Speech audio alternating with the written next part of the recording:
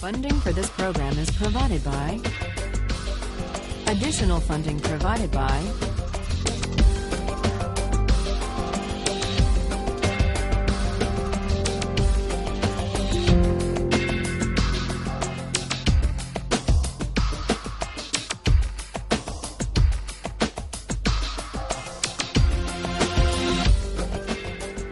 Last time, we were discussing the distinction that Rawls draws between two different types of claims. Claims of moral desert on the one hand, and of entitlements to legitimate expectations on the other. Rawls argued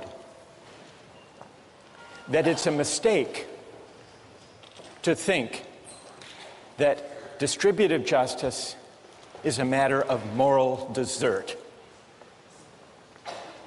a matter of rewarding people according to their virtue.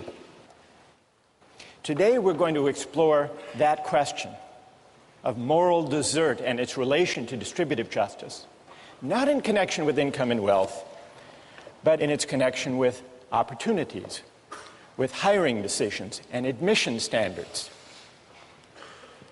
And so we turn to the case of affirmative action. You read about the case of Cheryl Hopwood. She applied for admission to the University of Texas Law School. Cheryl Hopwood had worked her way through high school. She didn't come from an affluent family. She put herself through community college and California State University at Sacramento. She achieved a 3.8 grade point average there. Later moved to Texas, became a resident, took the law school admissions test, did pretty well on that, and she applied to the University of Texas Law School. She was turned down. She was turned down at a time when the University of Texas was using an affirmative action admissions policy. A policy that took into account race and ethnic background. The University of Texas said 40% of the population of Texas is made up of African Americans and Mexican Americans. It's important that we, as a law school, have a diverse student body. And so we are going to take into account not only grades and test scores, but also the demographic makeup of our class, including its race and ethnic profile. The result, and this is what Hopwood complained about, the result of that policy is that some applicants to the University of Texas Law School with a lower academic index, which includes grades and test scores, than hers, were admitted, and she was turned down. She said, she argued, I'm just being turned down because I'm white. If I were a member of a minority group with my grades and test scores, I would have been admitted. And the statistics, the admissions statistics that came out in the trial confirmed that African American and Mexican American applicants that year who had her grades and test scores were admitted. It went to federal court. Now, put aside the law, let's consider it from the standpoint of justice and morality. Is it fair or is it unfair? Does Cheryl Hopwood have a case, a legitimate complaint? Were her rights violated by the admissions policy of the law school? How many would rule for the law school and say that it was just to consider race and ethnicity as a factor in admissions? How many would rule for Cheryl Hopwood and say her rights were violated? So here we have a pretty even split. All right, now I want to hear from a defender of Cheryl Hopwood. Yes? You're basing something on that's an arbitrary factor. You know, Cheryl couldn't control the fact that she was white or not in a minority. And therefore, it's not as if it was like a test score that she worked hard to try and show that she could, put that out there, that she had no control over her race. Good. And what's your name? Bree? Okay, Bree, stay right there. Now let's find someone who has an answer for Bree. Yes. There are discrepancies in the educational system, and majority of the time, I know this in New York City, the schools that minorities go to are not as well funded, are not as well supplied as white schools. And so there is going to be a discrepancy naturally between minorities and between whites if they go to better schools, and they will not do as well on exams because they haven't had as much help because of a worse school system. So right. Let me just interrupt you to tell me your name. Anisha.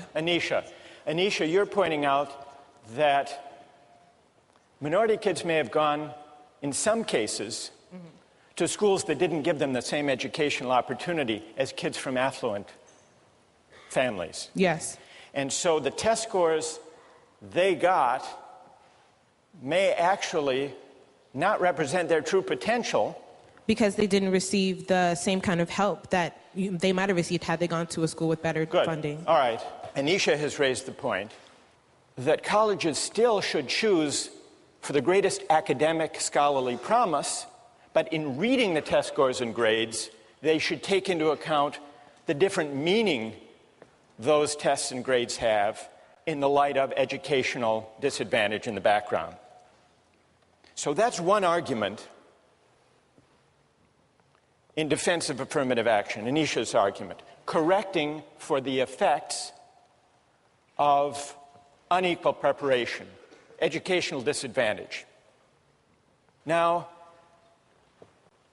there are other arguments.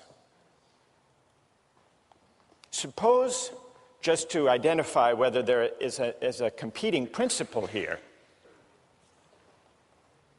suppose there are two candidates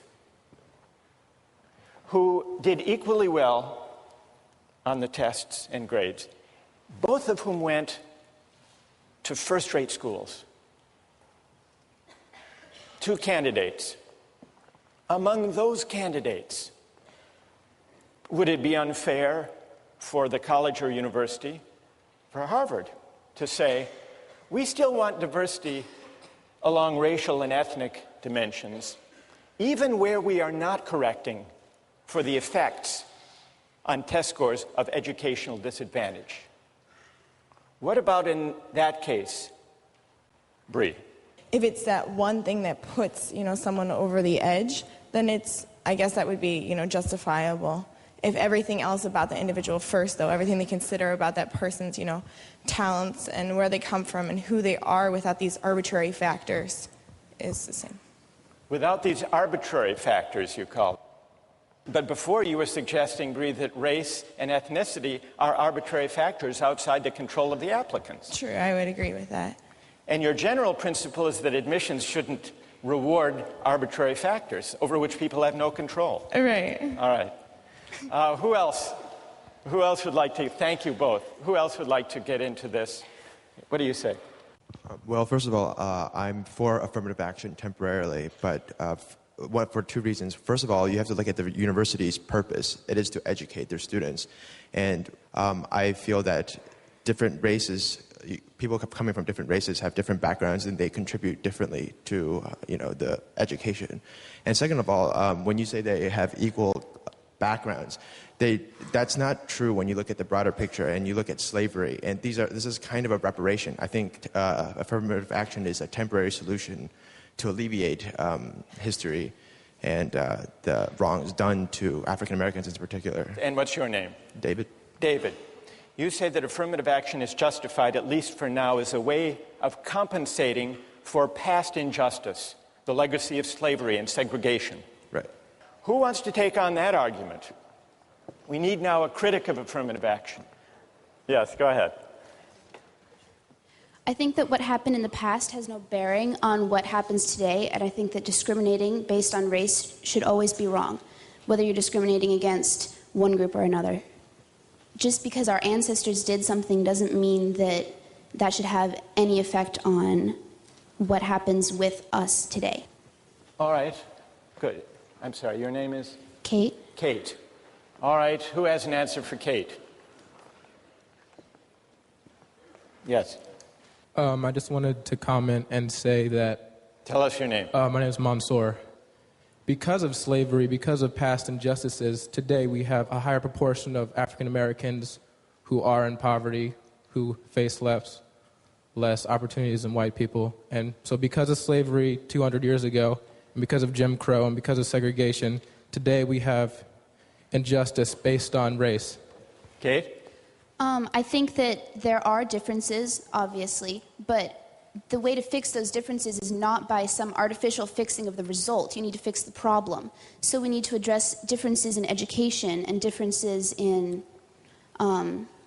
upbringing with programs like Head Start and giving more funding to lower income schools rather than trying to just fix the result so it makes it look like it's equal when really it isn't.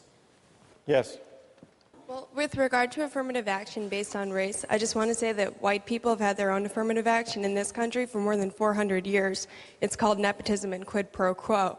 So there's nothing wrong with correcting the injustice and discrimination that's been done to black people for 400 years. Good. Tell us your name. Hannah? Hannah. All right, who has an answer for Hannah? And just to add to Hannah's point, because we need now someone to respond. Hannah, you could have also mentioned legacy admission. Exactly. I was going to say, if you disagree with affirmative action, you should disagree with legacy admission, because it's obvious from looking around here that there are more white legacies than black legacies in the history of Harvard University. And explain what legacy admissions are. Well, legacy admissions is giving an advantage to someone who has an arbitrary privilege of their parent having attended the university to which they're applying. All right, so a reply for Hannah. Yes, in the balcony. Go ahead. First of all, if affirmative action is making up for past injustice, how do you explain minorities that were not historically discriminated against in the United States who get these advantages? In addition, you could argue that affirmative action perpetuates divisions between the races rather than achieve the ultimate goal of race being an irrelevant factor in our society. And tell us your name. Danielle? Hannah?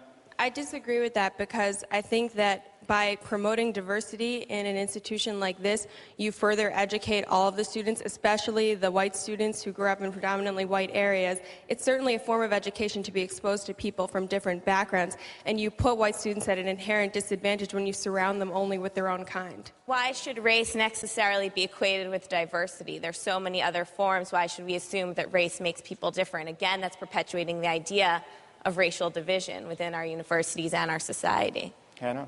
With regard to African American people being given a special advantage, it's obvious that they bring something special to the table because they have a unique perspective, just as someone from a different religion or socioeconomic background would as well.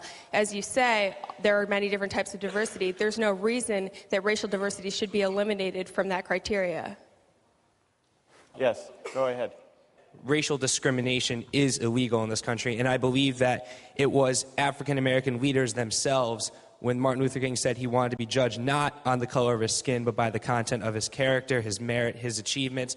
And I just think that to decide solely based on someone's race is just inherently unfair. I mean, if you want to correct based on disadvantaged backgrounds, that's fine, but there are also disadvantaged white people as well. It shouldn't matter if you're white. Tell us your name. Ted. Ted? Yes. Think of Hopwood. It's unfair to count race, or I assume you would also say ethnicity or religion? Yes. Do you think she has a right to be considered according to her grades and test scores alone? No, there is more to it than that. Universities need to promote diversity. And so you agree with the goal of promoting diversity? There's ways to promote diversity besides discriminating against people solely based on a factor that they cannot control. All right, so what makes it wrong is that she can't control her race. She can't control the fact that she's white. That's the heart of the unfairness to her. Bree made a similar point, that basing admissions on factors that people can't control is fundamentally unfair. What do you say? There's a lot of things you can't control, and if you're going to go through it based on merit, like just based on your test scores, a lot of what you can achieve has to do with like the family background that you raised in. If both your parents were scholarly, then you have more of a chances of actually being more scholarly yourself and getting those grades. And you can't control what kind of family you were born into. So All right, I mean, good. That's a great rejoinder. What's your name? Da. Da. Ted, are you against advantages that come from the family you were born into? What about legacy admission? I mean, I do believe that in terms of like a legacy admission, you shouldn't have a special preference. I mean, if there is a legacy admission, you could argue is another part of diversity. You could say it's important to have a small percentage of people that have just several generation family attendance at a place like Harvard. However, that should not be an advantaged factor like race. That should just be another part of promoting diversity. Should it count at all? I think that alumni status, should it count at all, Ted? Yes, it should count. All right. I want to step back for a moment from these arguments. Thank you all for these contributions. We're going to come back to you.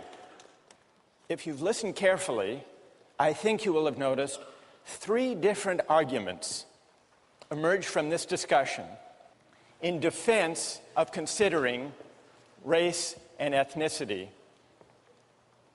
as a factor in admissions.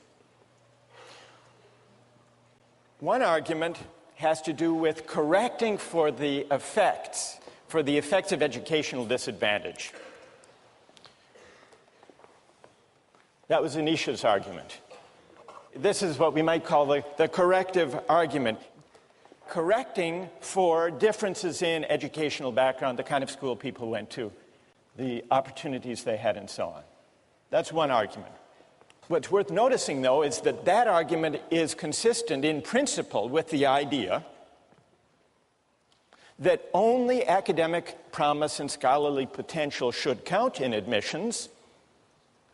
We just need to go beyond test scores and grades alone to get a true estimate of academic promise and scholarly ability. That's the first argument. Then we heard a second argument that said affirmative action is justified even where there may not be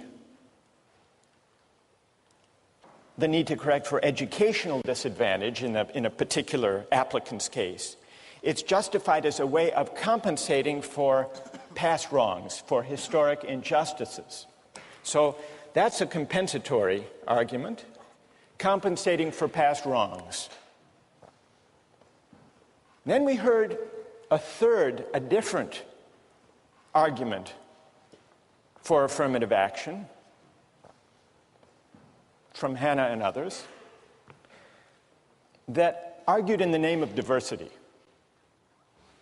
Now, the diversity argument is different from the compensatory argument because it makes a certain appeal to the social purpose or the social mission of the college or university. There are really 2 aspects to the diversity argument. One says it's important to have a diverse student body for the sake of the educational experience for everyone. Hannah made that point. And the other talks about the wider society. This was the argument made by the University of Texas in the Hopwood case. We need to train lawyers and judges and leaders, public officials, who will contribute to the strength, the civic strength of the state of Texas and the country as a whole. So there are 2 different aspects to the diversity argument, but both are arguments in the name of the social purpose or the social mission or the common good served by the institution. Well, what about the force of these arguments? We've also heard objections to these arguments. The most powerful objection to the compensatory argument is it fair to ask Cheryl Hopwood today to make the sacrifice, to pay the compensation for an injustice that was admittedly committed and was egregious in the past, but in which she was not implicated? Is that fair? So that's an important objection to the compensatory argument. And in order to meet that objection, we would have to investigate whether there is such a thing as group rights or collective responsibility that reaches over time. So, having identified that issue, let's set it aside to turn to the diversity argument. The diversity argument doesn't have to worry about that question, about collective responsibility for past wrongs, because it says, for reasons Hannah and others pointed out, that the common good is served, is advanced, if there is a racially and ethnically diverse student body. Everyone benefits. And this indeed was the argument that Harvard made when it filed a friend of the court brief to the Supreme Court in the 1978 case, affirmative action case, the Bakke case. And the Harvard brief, the Harvard rationale, was cited by Justice Powell, who was the swing vote in the case, upholding affirmative action. He cited that as providing the rationale that he thought was constitutionally acceptable. Harvard's argument in its brief was this: we care about diversity. Scholarly excellence alone has never been the criterion of admission, the sole criterion of admission to Harvard College. 15 years ago, diversity meant students from California and New York and Massachusetts, city dwellers and farm boys, violinists, painters and football players, biologists, historians, and classicists. The only difference now, Harvard argued, is that we're adding racial and ethnic status to this long list of diversity considerations. When reviewing the large number of candidates able to do well in our classes, Harvard wrote, race may count as a plus just as coming from Iowa may count, or being a good middle linebacker, or pianist. A farm boy from Idaho can bring something to Harvard College that a Bostonian cannot offer. Similarly, a black student can usually bring something a white student cannot offer. The quality of the educational experience of all students depends in part on these differences in the background and outlook that students bring with them. That was Harvard's argument. Now, what about the diversity argument? Is it persuasive? If it's to be persuasive, it has to meet one very powerful objection that we've heard voiced here by Ted, by Bree.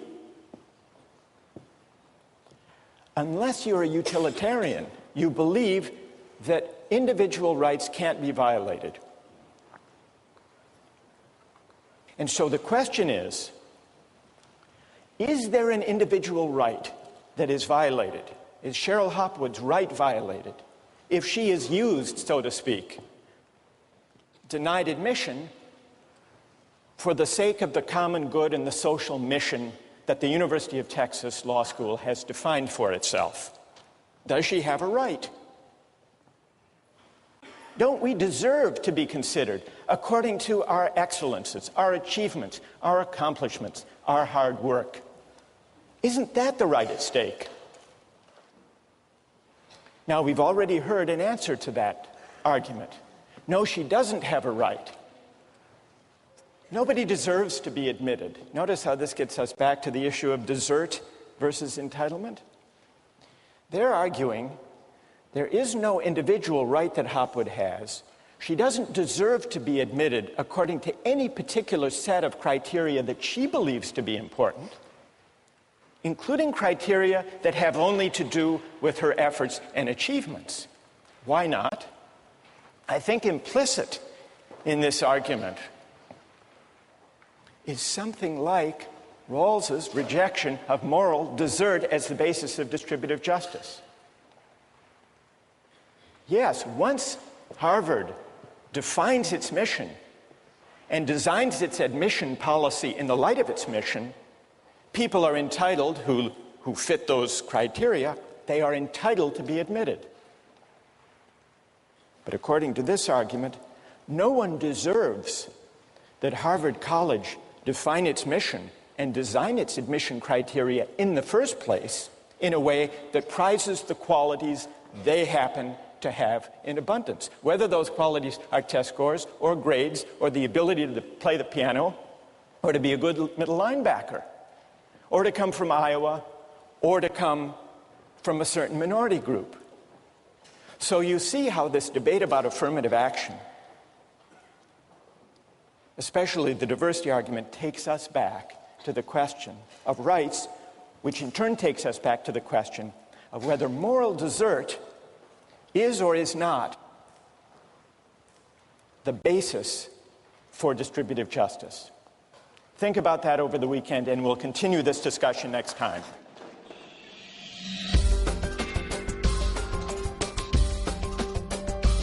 Suppose we're distributing flutes.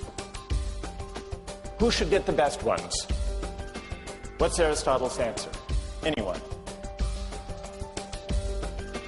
His answer is the best flutes should go to the best flute players because that's what flutes are for.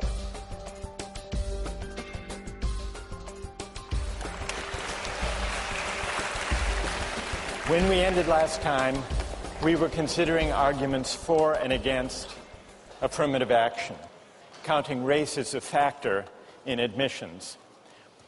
And in the course of the discussion, three arguments emerged, three arguments for affirmative action. One of them was the idea that race and ethnic background should count as a way of correcting for the true meaning of test scores and grades, getting a more accurate measure of the academic potential those scores, those numbers represent. Second was what we called the compensatory argument, the idea of righting past wrongs, past injustice. And the third was the diversity argument.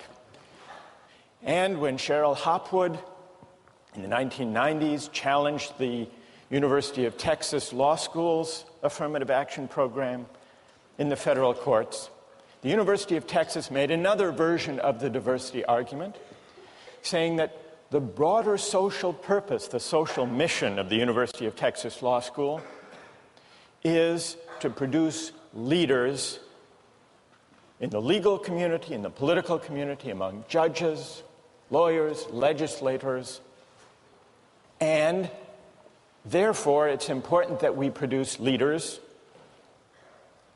who reflect the background and the experience and the ethnic and the racial composition of the state of Texas. It's important for serving our wider social mission. That was the University of Texas Law School's argument. And then we considered an objection to the diversity argument, which after all is an argument in the name of the social mission, the common good. We saw that Rawls does not simply believe that arguments of the common good or the general welfare should prevail if individual rights must be violated in the course of promoting the common good. You remember that was the question, the challenge to the diversity rationale that we were considering when we finished last time. And we began to discuss the question, well, what right might be at stake? Maybe the right to be considered according to factors within one's control. Maybe this is the argument that Cheryl Hopwood implicitly was making. She can't help the fact that she's white. Why should her chance at getting into law school depend on a factor she can't control? And then Hannah, who was advancing an argument last time, said Harvard has the right to define its mission any way it wants to. It's a private institution. And it's only once Harvard defines its mission that we can identify the qualities that count. So no rights are being violated. Now, what about that argument? What I would like to do is to hear objections to that reply and then see whether others have an answer. Yes. And tell us your name. Da. Da. Right. You spoke up last time. All right. How do you answer that argument? Well, I think there was two things in there. One of them was that a private institution could define its mission however it wants. But then that doesn't make however it defines it right. Like, I could define my personal mission as I want to collect all the money in the world. But does that make it even a good mission? So you can't say that just because a college is a private institution, it could just define it whatever it wants. We still have to think about whether the way it's defining it is right. And in the case of affirmative action, a lot of people have said that since there's a lot of other factors involved, why not race? Like, if we already know that the system is imperfect. I want to stick with your first point, Okay. Da. Here's Da's objection. Can a college or university define its social purpose any way it wants to, and then define admissions criteria accordingly? What about the University of Texas Law School, not today, but in the 1950s? Then there was another Supreme Court case against the admissions policy of the University of Texas Law School because it was segregated. It only admitted whites. And when the case went to court back in the 50s, the University of Texas Law School also invoked its mission. Our mission as a law school is to educate lawyers for the Texas bar, for Texas law firms. And no Texas law firm hires African Americans. So to fulfill our mission, we only admit whites. Or consider Harvard in the 1930s, when it had anti-Jewish quotas. President Lowell, president of Harvard in the 1930s, said that he had nothing personally against Jews, but he invoked the mission, the social purpose of Harvard, he said, which is not only to train intellectuals. Part of the mission of Harvard, he said, is to train stockbrokers for Wall Street, presidents and senators. And there are very few Jews who go into those professions. Now, here's the challenge. Is there a principal distinction between the invocation of the social purpose of the college or university today in the diversity rationale and the invocation of the social purpose or mission of the university by Texas in the 1950s or Harvard in the 1930s? Is there a difference in principle? What's the reply? Hannah? Well, I think that the principle that's different here is basically the distinction between inclusion versus exclusion. I think that it's morally wrong of the university to say, we're going to exclude you on the basis of your religion or your race. That's denial on the basis of arbitrary factors. What Harvard is trying to do today with its diversity initiatives is to include groups that were excluded in the past. Good. Stay there. Let's see if someone would like to reply. Go ahead. This was kind of in support of Hannah rather than a reply, but all right. I was going to say another principal difference can be based on malice being the motivation, I guess, for the historical segregation act. So it's saying that we're not going to let blacks or Jews in because they're worse as people or as a group. Good. So the element of malice isn't present. And what's your name? Stevie. Stevie says that in the historic segregationist, racist, anti-Semitic quotas or prohibitions, there was built into them a certain kind of malice, a certain kind of judgment that African Americans or Jews were somehow less worthy than everybody else. Whereas present-day affirmative action programs don't involve or imply any such judgment. What it amounts to saying is, so long as a policy just uses people in a way as valuable to the social purpose of the institution, it's okay, provided it doesn't judge them maliciously, as Stevie might add, as intrinsically less worthy. I'd like to raise a question. Doesn't that concede that all of us, when we compete for positions or for seats in colleges and universities, in a way are being used, not judged, but used in a way that has nothing to do with moral desert? Remember, we got into this whole discussion of affirmative action when we were trying to figure out whether distributive justice should be tied to moral desert or not. And we were launched on that question by Rawls and his denial, his rejection of the idea that distributive justice, whether it's positions or places in the class or income and wealth, is a matter of moral desert. Suppose that were the moral basis of Harvard's admissions policy. What letters would they have to write to people they rejected or accepted, for that matter? Wouldn't they have to write something like this? Dear unsuccessful applicant, we regret to inform you that your application for admission has been rejected. It's not your fault that when you came along, society happened not to need the qualities you had to offer. Those admitted instead of you are not themselves deserving of a place, nor worthy of praise for the factors that led to their admission.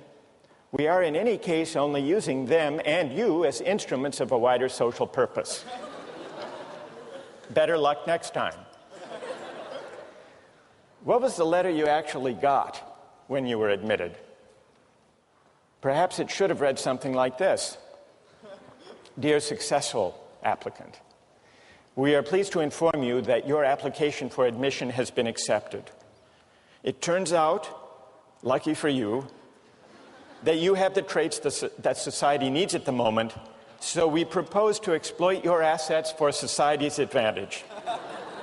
You are to be congratulated, not in the sense that you deserve credit for having the qualities that led to your admission, but only in the sense that the winner of a lottery is to be congratulated, and if you choose to accept our offer, you will ultimately be entitled to the benefits that attach to being used in this way. We look forward to seeing you in the fall. Now, there is something a little odd, morally odd, if it's true that those letters do reflect the theory, the philosophy underlying the policy. So here's the question they pose. And it's a question that takes us back to a big issue in political philosophy. Is it possible, and is it desirable, to detach questions of distributive justice from questions of moral desert and questions of virtue?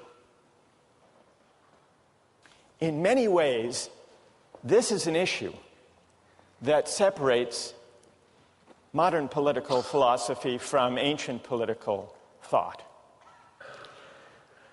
What's at stake in the question of whether we can put desert, moral desert aside? It seemed when we were reading Rawls that the incentive, the reason he had for detaching distributive justice from moral desert was an egalitarian one. That if we set desert to one side, there's greater scope for the exercise of egalitarian considerations. The veil of ignorance, the two principles, the difference principle, helping the least well off, redistribution and all that. But what's interesting is if you look at a range of thinkers we've been considering,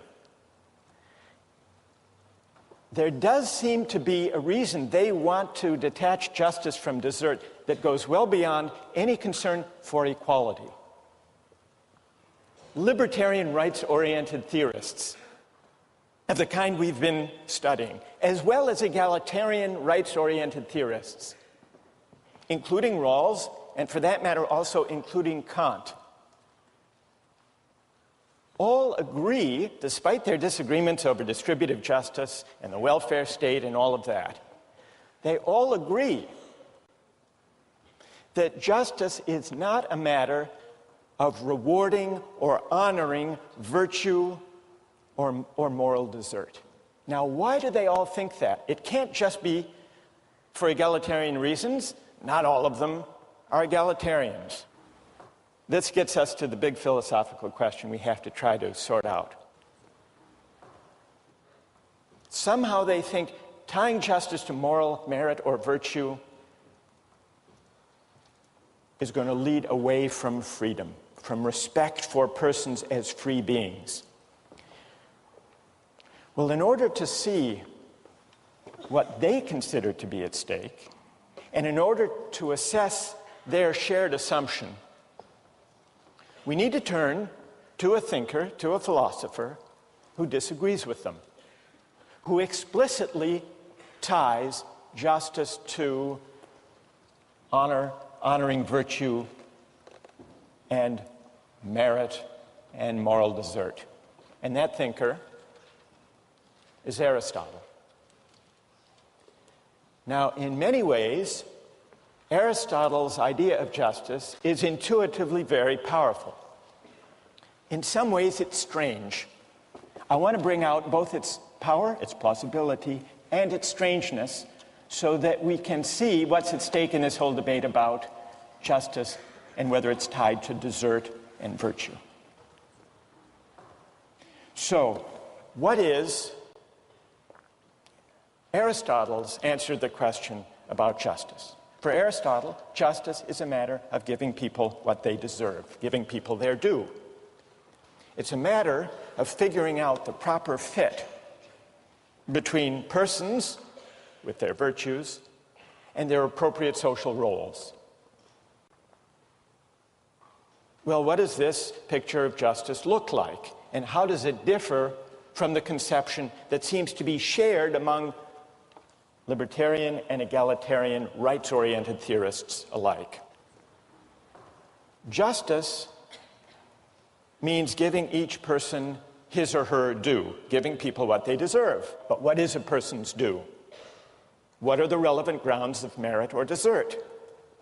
Aristotle says that depends on the sort of things being distributed. Justice involves two factors: things and the persons to whom the things are assigned. In general, we say, Aristotle writes, that persons who are equal should have equal things assigned to them. But here there arises a hard question. Equals in what respects? Aristotle says that depends on the sort of thing we're distributing. Suppose we're distributing flutes. What is the relevant merit or basis of desert for flutes? Who should get the best ones? What's Aristotle's answer? Anyone? The best flute players, right. Those who are best in the relevant sense, the best flute players. Is it just to discriminate in allocating flutes? Yes, all justice involves discrimination, Aristotle says. What matters is that the discrimination be according to the relevant excellence, according to the virtue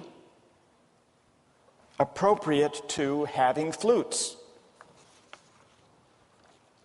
He says it would be unjust to discriminate on some other basis in giving out the flutes. Say wealth, just giving the best flutes to the people who can pay the highest price.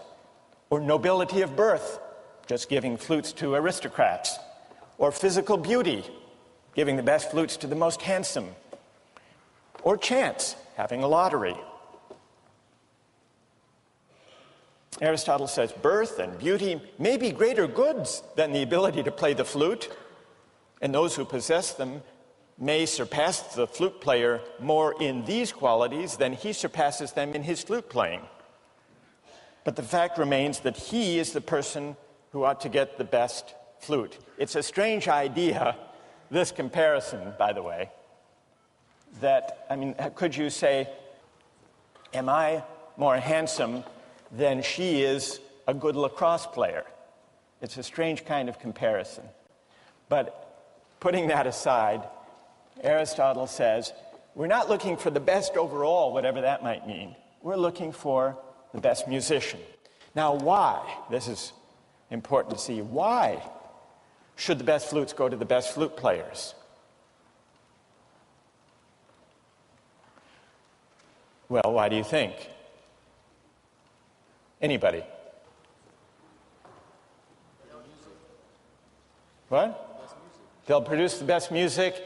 Well, and everybody will enjoy it more. That's not Aristotle's answer. Aristotle is not a utilitarian. He's not just saying that way there will be better music and everyone will enjoy it, everyone will be better off. His answer is the best flutes should go to the best flute players because that's what flutes are for. To be played well. The purpose of flute playing, the purpose is to produce excellent music. And those who can best perfect that purpose ought properly to have the best ones. Now, it may also be true as a welcome side effect that everyone will enjoy listening to that music.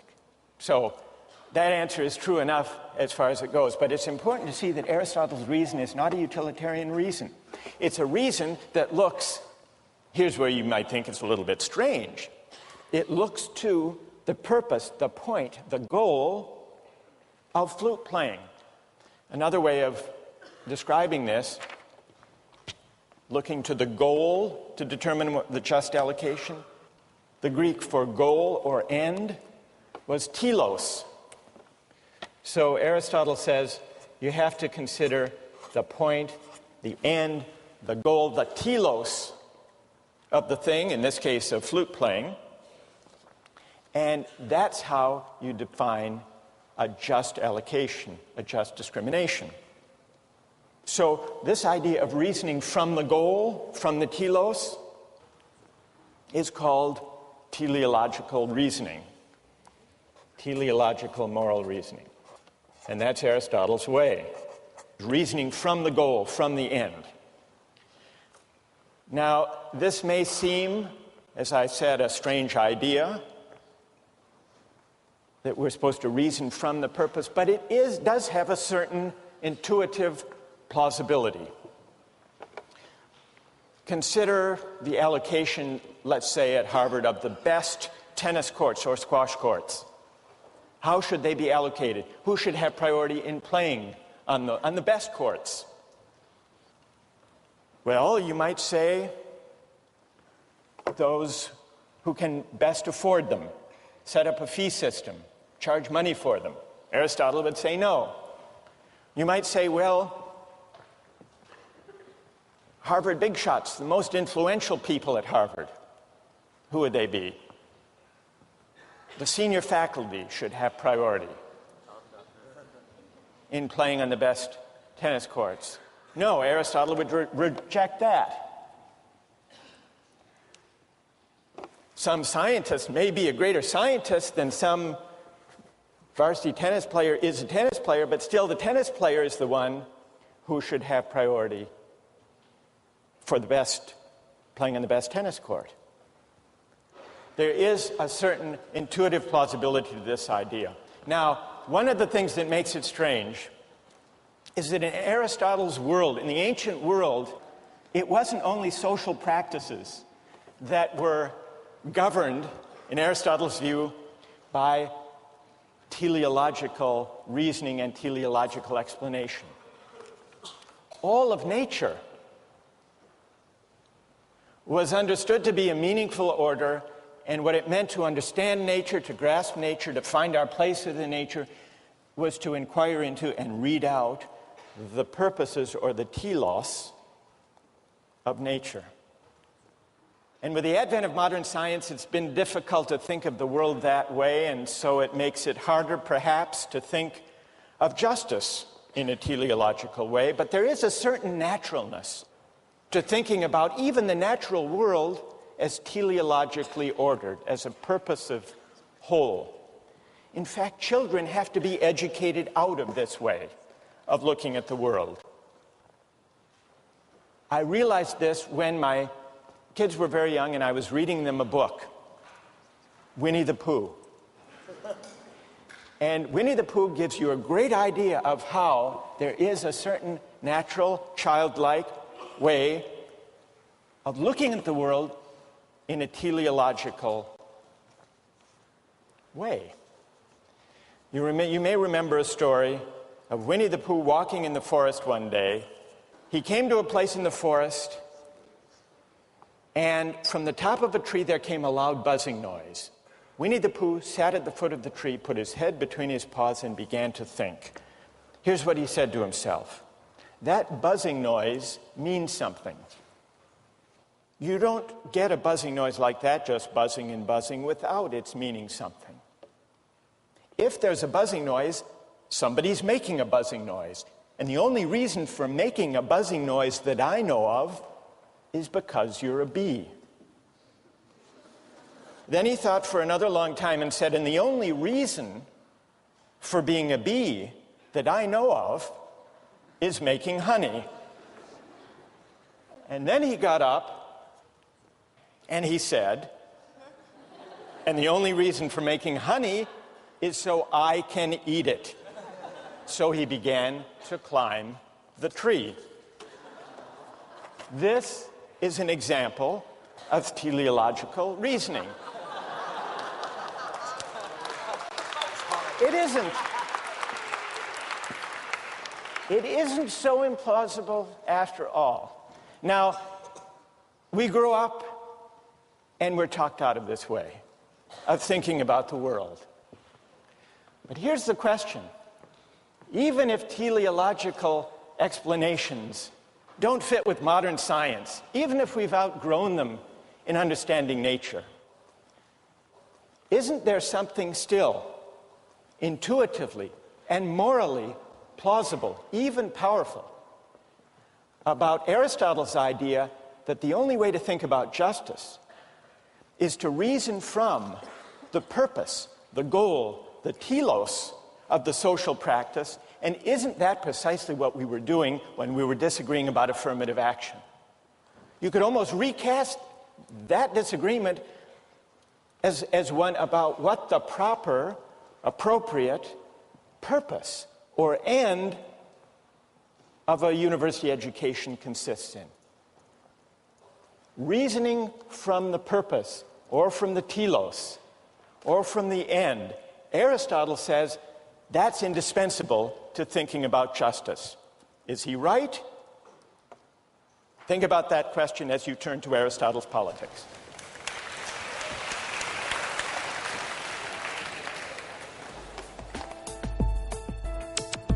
Don't miss the chance to interact online with other viewers of Justice. Join the conversation, take a pop quiz, watch lectures you've missed, and learn a lot more. Visit justiceharvard.org. It's the right thing to do.